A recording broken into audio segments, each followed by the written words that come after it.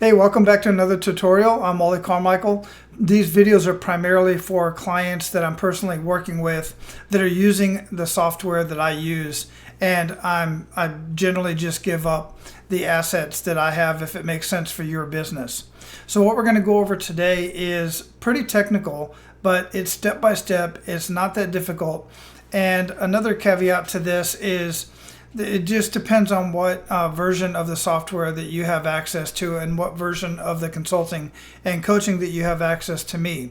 Some of this stuff I just do for my clients, but other clients want to do some of this stuff on their own and maybe save a little bit of money and get the stuff done on their own. It's not what I generally recommend, because you should be doing what you do best and hire other people and pay other people to do what they do best, so it gets done quicker, it gets done right, so that you can start actually enjoying the benefits of the software, and you do what you do best. You just serve your clients and serve your customers. Anyhow, let's get into this. What today's conversation is about and the tutorial is about me dropping a snapshot into your APBM portal and allowing you to go in and make some changes as you like. I don't give everybody access to make these changes. So if you're watching this and you don't have access to the stuff I'm sharing with you, it's probably because I'm doing it for you and you don't have to really worry about it. And I don't want anybody going in there and kind of, quite frankly, messing it up, because this part can get really messed up real quick. However, don't get overwhelmed by that. I'm going to walk you through step by step. So this video may be a little bit longer than the other tutorials that I've done in the past. So what is a snapshot? A snapshot is, if you look here, these are just sites. If you can see, the site is highlighted over here. These are sites. These are basically the squeeze pages and landing pages and stuff like that. But a snapshot includes the site. It includes the opportunity. It's usually built in there. It includes the automation. The automation is absolutely amazing in the software. And then we're going to go over here to settings, and we're going to get into custom values. And once you set custom values, for the most part, you don't really have to go back and reset them, except for things like events. And that's why I'm going to go over a tutorial today that is specific about events. So these are events that you would do on a regular basis. Let's call it a webinar or a focus group, some sort of course training or something like that, that is a set date, and it's either live and in person, or it's on a Zoom, or both, right? And you may have to go in and change locations, dates, the name of the event, various things like that. You'll see in just a minute. It's really very simple to do that. But that's what a snapshot is. A snapshot is an entire campaign that includes the website, the email campaign, the text message campaign, the whisper messages, all of the triggers and the workflows for where the client's going, what part of the pipeline are they in. It just connects all of that and makes it a very, very powerful campaign that, quite frankly, very few business owners have, and all of them need, to save so much time and make so much more money. Okay, so we're going to start with sites. And you see down here it's highlighted where it goes and it shows you what sites are loaded onto your portal from the snapshots that I share with you, or anything else that you load yourself. And that's a conversation for another day, because there's templates that you can load yourself as well if you have that access. So we're going to go over sites first. I'll briefly show you opportunities. This one's just got one opportunity in it. And then we're going to go to automation, and then we'll come to settings with the custom values. So if you have a bunch of sites listed in here and you're trying to find the one that you were most recently working on, or the one that was recently uploaded into your portal, you see we're in list view now, you just click here on recent and it'll bring right up to the top. So this is the one we're working on right now. It may say something slightly different in your portal. It may say something like share, because I use the word share for snapshots that I share with other people. So you click on that, and then it opens up into this page where you can edit. When I click on edit, I don't open in the same page. I open in a different tab. I just like to open it up in a different tab. And I already have it open here. So this is what it looks like. Now you can change anything, like for instance, you can change registration for event, but if you see these brackets, do not change anything in those brackets. You'll see why in just a minute. And then you come down here and you've got this, different things here. This is stuff that I've put in. Again, you can change anything here if you like, based on what you're going to be sharing in your event. And just don't change anything that has custom brackets in it. And then of course you want to change, stuff like this here. This is, you want to change your founder, or, what I generally put is basically my title.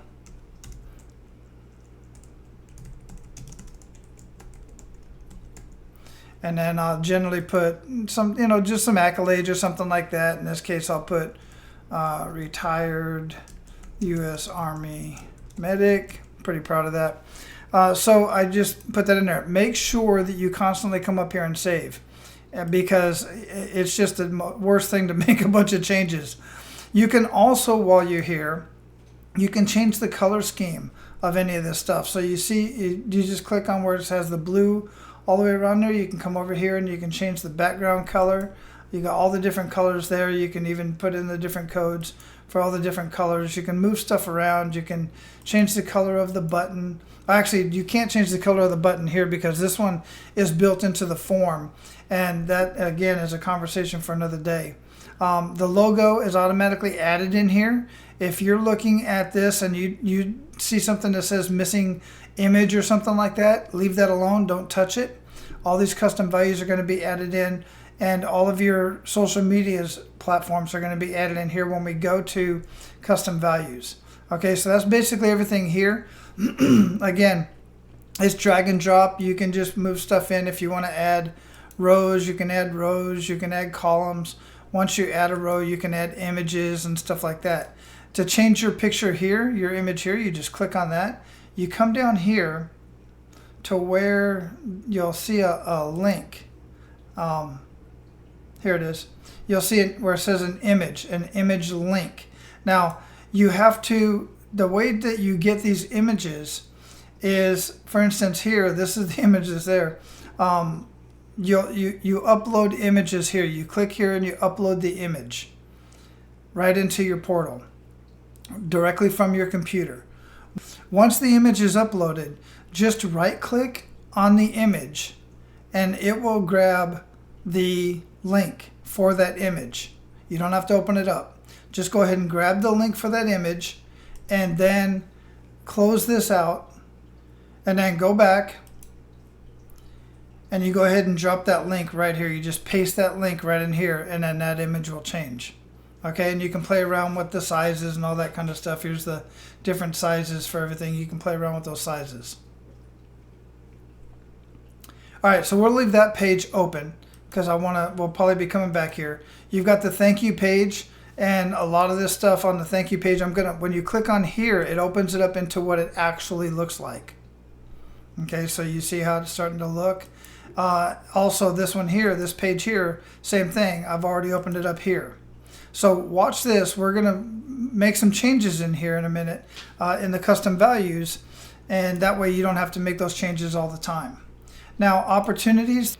So once they register, they're going to start receiving emails. They're going to get a confirmation email. They're going to get a confirmation text message. They're going to get reminders. You may or may not get notified based on the way the system is set up.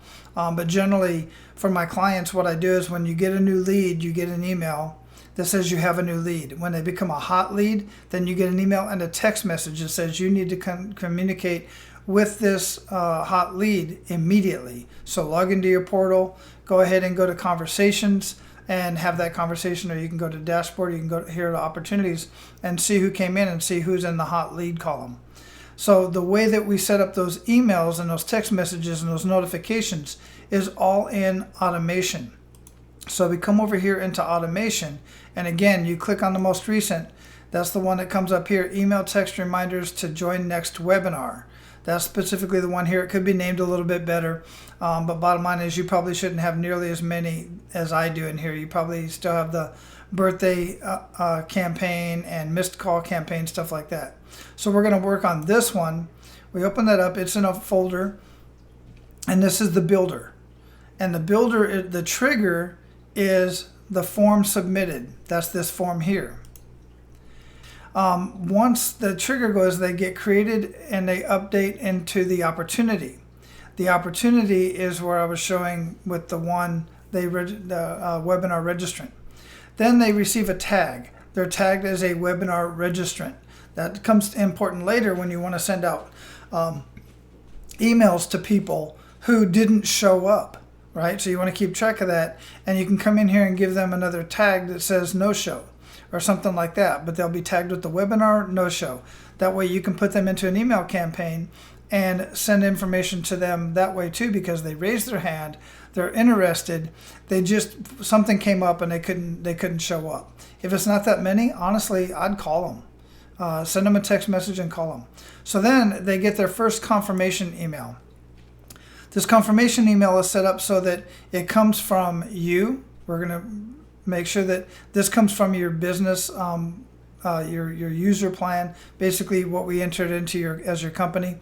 Yeah, this is your name, your email address. This part here, the subject line, is you're registered for the custom value, whatever you're calling your summit or your event. Okay? Don't worry about anything here, templates. And then it's just written out here. Here's the email. And you can drag this down a little bit here. It's a real simple confirmation email that says, hey, first name, congratulations, you are registered for the event on this date at this time. All these are custom values that we're going to load in here shortly.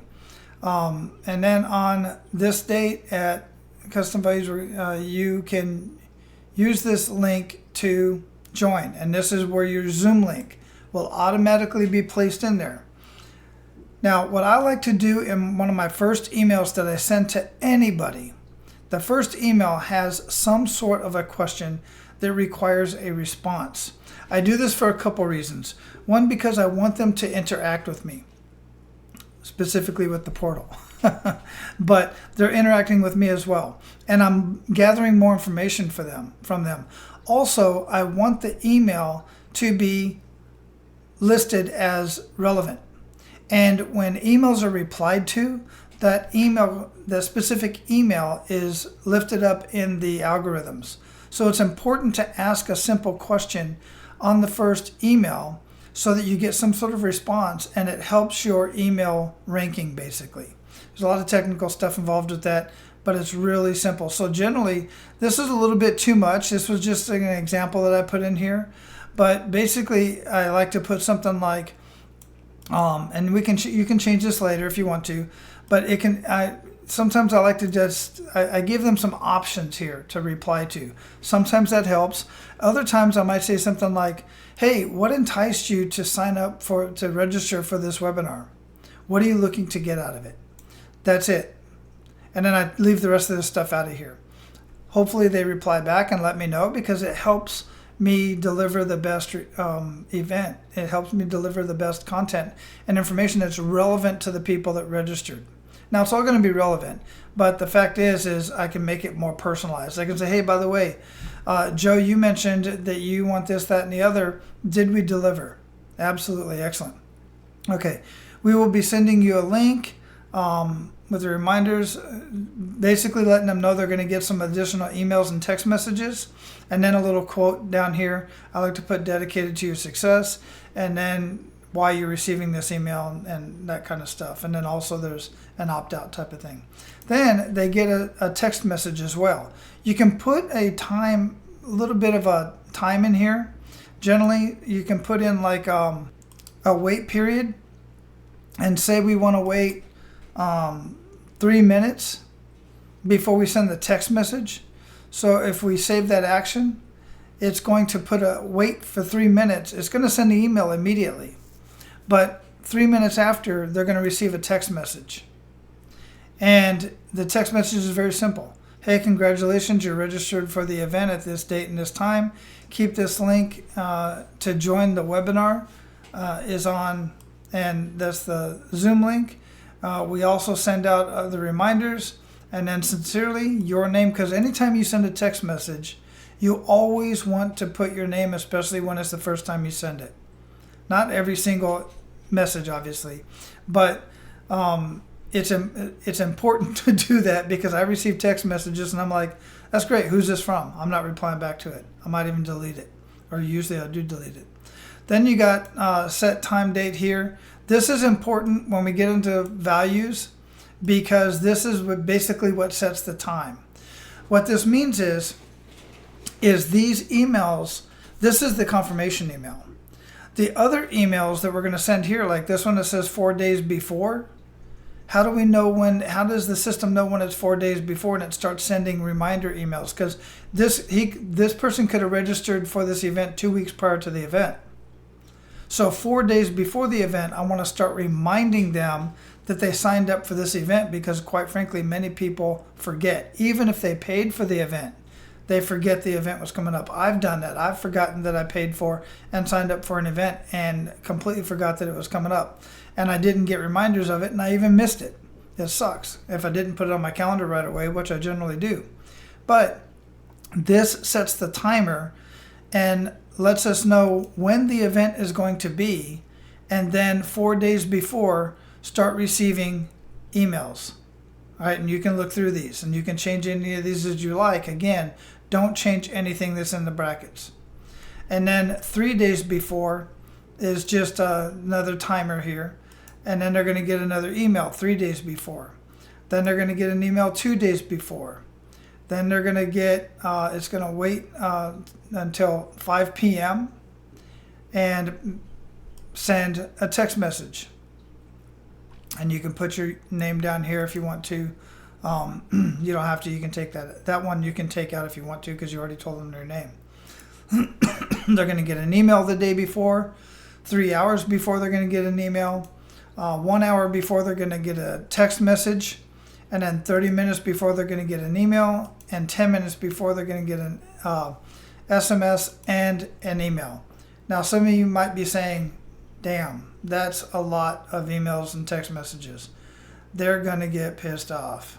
Look, data has shown time and time again, if people don't get reminders, and they don't, and there's not something in here that says, gives them a reason to be there, building up the reason why they need to be there, reminding them why they registered for this event, the chances are of them showing up is very, very much decreased. So it's greatly increased if you remind them regularly. So this is a typical workflow that I follow on many of my specifically my events and calendar events. If somebody gets on my calendar, I make sure that they get reminders, maybe not this many, but they do get reminders the day prior, the day of, and 10 minutes before the call, so to ensure, and I have them reply yes that they're going to be on the call. So what we're going to do now is we're going to update some of those custom values that you see over here on the site, the custom values that are built within the emails and the text messages and other parts of the software. So we're going to go back to workflows, and we're going to go over here to settings at the bottom of your portal.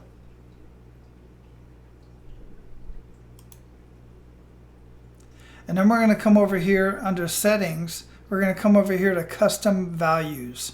Now these custom values, you may see a lot more in here. Look, there's like 5 pages of this. You can click on here, drop down 50 to 100, so you have it all in one spot.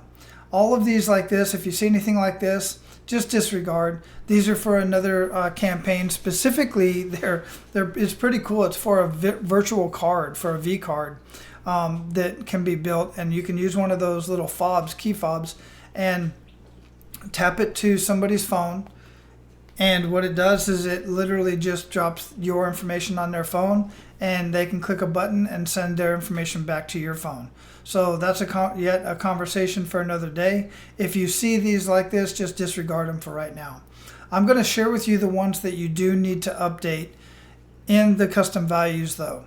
And I'm going to show you how to get a lot of this stuff. So disregard these two up here if you see that. This is just a booking thank you page and a claim your the claim thank you page. Basically, those are already built in, so you don't have to worry about putting a value there.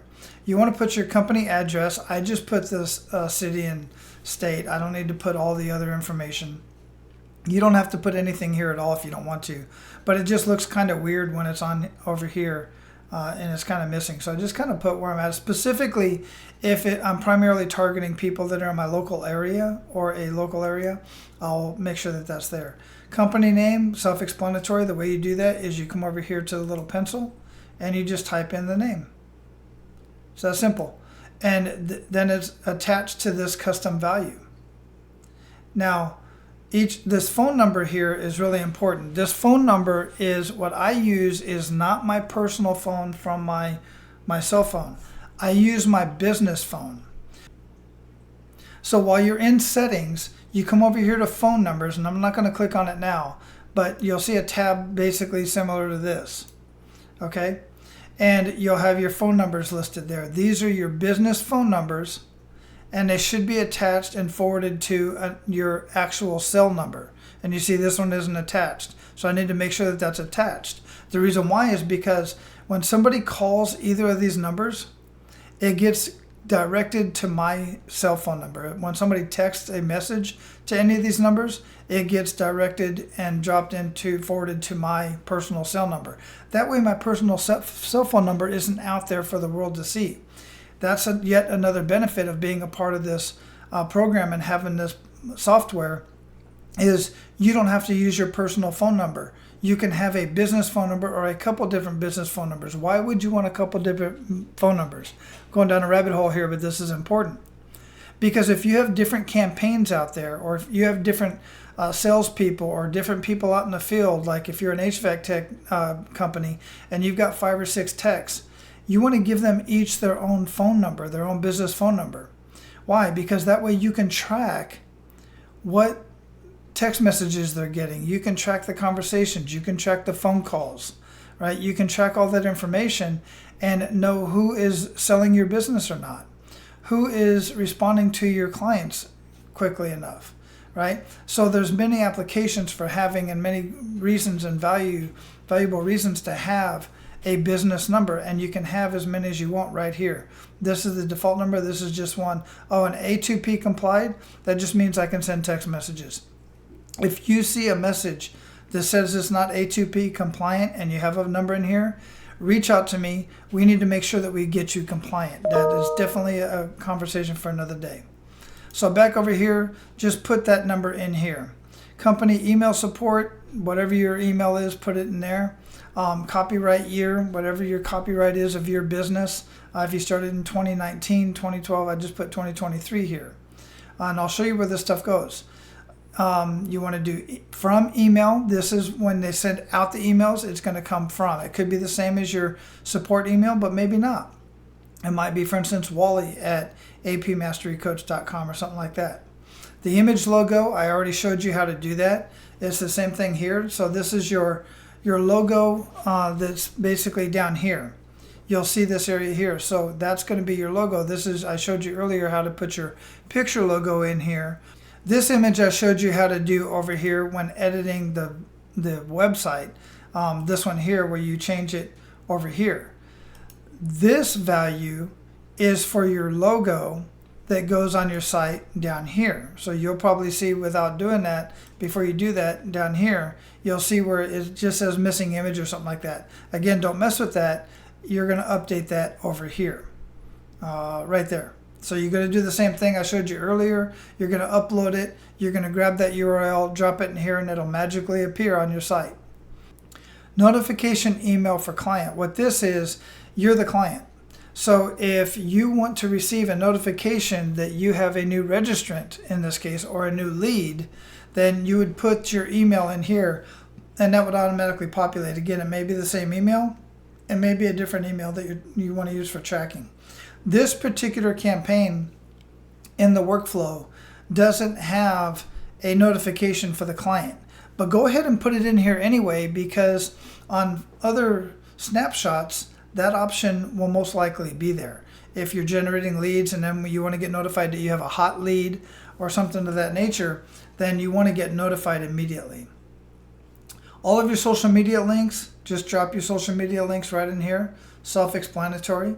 If you decide to not put a social media link in here, or you don't have that particular social media platform, be sure to come over here and take out the appropriate one. Okay? If it starts to look kind of weird, then let me know and we'll work together on that. Twilio number, disregard that. We use lead connector at this point, but I just left those in there just for purposes of we might end up using it at some point. Now here's the information, all of this information here from webinar time to webinar right here to the webinar date. All of this will change periodically, so you'll have to come back in here. So let's say, for instance, we're going to do an event on the 23rd of October. You're going to end up changing this date, the webinar Zoom link, maybe you'll change the Zoom link, or maybe it's live and in person and you don't need a Zoom link. Okay, this webinar date, the webinar offer name. So in this case, we named it Local Business Marketing Mastery. All right, it can be named anything. And what that's going to do is that's going to update this area right here so that it shows up here. Okay. Now, webinar speaker's name. If you have more than one speaker, you can add more than one speaker. So let's go over here and you see that it says hosted by Wally Carmichael. If I put hosted by Wally Carmichael, let's say hosted by Wally, Tony, Randy, Miguel, if I can spell right, and let's put an end in here, and I update that. As soon as that's updated, I can come over here. Hasn't changed because I got to refresh it. You see, it changed. How awesome is that? I love this stuff. So we can change that. Now you'll want to change the webinar time, and then everything else down here, don't worry about it. So just to explain, this webinar date here, this is the date that I showed you in the workflow where it showed the date of the event. That way it sets those email campaigns, that 4-day reminder, 3-day, 2-day, so on and so forth. This is the date and time that updates that. So it has to be in this specific format. So you got to make sure you put it right here in this format like this. Here's an example of what it should look like. Okay, I'll just leave that out for now and close that out. This date here is the date that shows up on the website. So you see that the date here shows the date of the event, and we can change that here. And let's say that we're going to do it in November. Then we come over here and refresh this, and you'll see the name change, and you'll see that it's now in November. Okay, so everything that you change and update, you can keep coming over here and make sure that it all looks nice and neat. You can click on any of these. They should open up into another window, and they'll open up into that platform. Right, I've got all those set up, all the Instagram. Okay, I got to go back and look at that one. That one's incorrect. Look at Twitter. Look at YouTube. Beautiful. Okay, so I got to remember to go back and look at that LinkedIn, see what's going on with my LinkedIn profile. So that's basically it. That's what I wanted to share with you today. Once you input a lot of this stuff, like all this stuff up here, you won't have to go back and do that again. When I have other snapshots put into your system, it's going to have the same values in the email campaigns and in the website and everything else. So it'll automatically be updated. The only things that'll have to change is those things that are time sensitive. So any of this stuff down here would all have to make sure you go and update it for the next webinar or for the next event or whatever it is that you're calling it, whether it's live and in person or a Zoom event. So how was that? It wasn't too bad, was it? Wasn't that painful? So coming back over here to the automation, once everything is live, once you have everything all connected and hooked up, you have to come over here and publish it. So once you publish it, it's live. It's ready to go. You're ready to get ready to send it out. But there's one more thing that has to happen before you can share this. And that is you have to create a domain or a subdomain specifically for this particular campaign, anytime you create a new squeeze page, you have to create a subdomain for it. So that's a video for another call. This one's already too long. So I will show you how to set up your domains for each one of your squeeze pages and landing pages that you create here within the system, so that you can get that out. You see this is a draft, but I'll show you in another video. So make sure you, if you're just watching this, if you're subscribed, make sure you subscribe so that you get those videos. All right. If you have any questions, put them down in the comments or reach out to me if we're already working together. Talk to you soon. Take care.